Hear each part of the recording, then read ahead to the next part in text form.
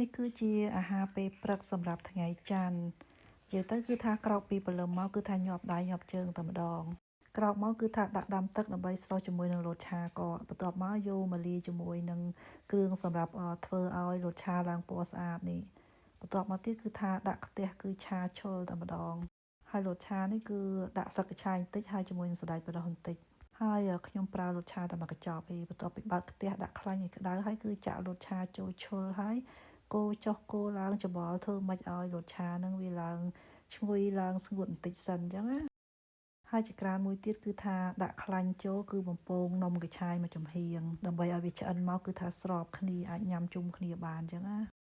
ប៉ុន្តែមុននឹងថាដាក់នំកញ្ឆាយពងគឺថាចៀនពង4គ្រាប់រួចរាល់ហើយដាក់ទុកម្ល៉េះសិន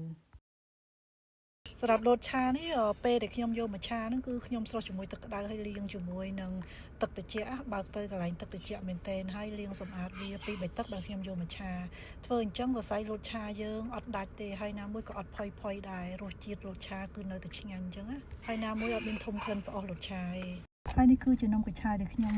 ចំហុយពីថ្ងៃមុនហ្នឹងនៅសល់ប៉ុណ្ណឹងខ្ញុំចៀនប្រហើយសម្បីញ៉ាំជាមួយរសឆា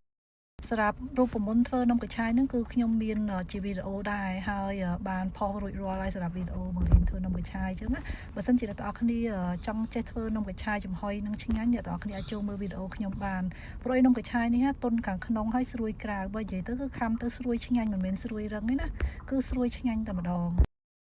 ហើយណាមួយរូបមន្តធ្វើនំកញ្ឆាយហ្នឹងក៏ស្រួលដែរទោះបីជាយើងរវល់ក៏យើងអាចឆ្លៀតពេលធ្វើបានវាអត់សូវចំណាយពេលយូរទេសំខាន់ពេលដាក់ចំហុយគឺយើងកុំចំហុយក្រាស់ពេកពេលដែលចំហុយ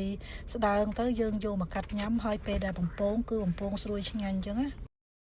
បន្ទាប់ពីឆាលូតឆាបានក្តៅល្អហើយអញ្ចឹងខ្ញុំចាប់ផ្ដើមដាក់សណ្តែកប្រុសហើយនឹង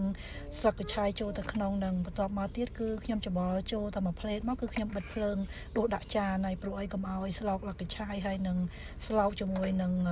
សណ្តែកប្រុសហ្នឹងណាបន្ទាប់ពីរួចរាល់ជាមួយនឹងឆាលូតឆាហើយចាប់ផ្ដើមមកលើកនំកញ្ឆាយចេញនំកញ្ឆាយហ្នឹងក៏ចាប់ផ្ដើមក្រៀមបដាអញ្ចឹងគឺស្រង់ចេញដាក់ជាមួយនំកញ្ឆាយញ៉ាំជាមួយគ្នាតែម្ដង